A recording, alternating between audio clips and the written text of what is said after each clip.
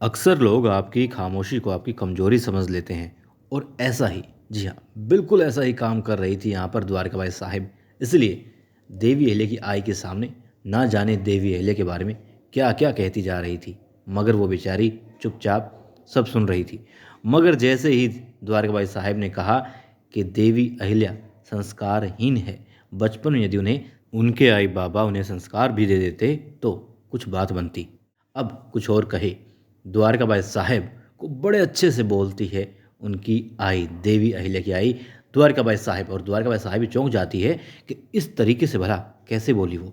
इतना ही नहीं, गौतम भाई सरकार भी हैरान हो जाती है कि देवी अहिल्या की आई इस जबान में, इस लहजे में कैसे बोली द्वारकाबाई साहिब को। और फिर बोलती है हाथ जोड़ करके कि मैं आपकी इज्जत करती हूँ, आप देवी अहिल्या की सासूबाई हैं, मगर इतना तो आप भी जानती हैं कि देवी अहिल्या असामान्य है, बहुत ही प्रतिभाशाली है। वो एक अलग ही सोच रखती है और जो उसकी प्राथमिकता है, जो उसने चुना है, भले उसकी वजह से मैं गौतम भाई सरकार के आगे सिर झुका करके बात करूं। क्यों? क्योंकि वो ऐसा होने लगता है कि देवी अहिल्या पत्नी बनने में, अच्छी पत्नी बनने में थोड़ी सी चूक गई हैं, थोड़ी ही कमतर हैं।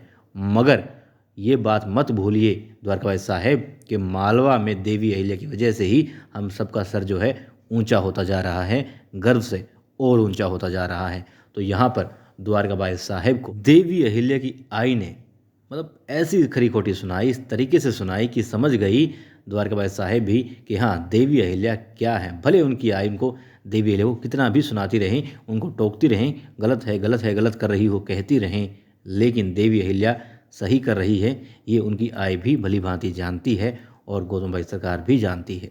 इसीलिए गौतम भाई सरकार रोक देती है द्वारकाबाई साहेब को कि कुछ मत बोलो। क्यों? क्योंकि वो इस जो अच्छा प्रसंग अभी यहाँ पर हुआ है उसे खराब नहीं करना चाहती थी, और वो भी जानती है कि देवी अहिल्या क्या कर रही है, क्यों कर रही है और कितना सही कर रही है, क्योंकि वो भली भांति जानती है कि देवी अहिल्या सिर्फ और सिर्फ सही ही कर रही है।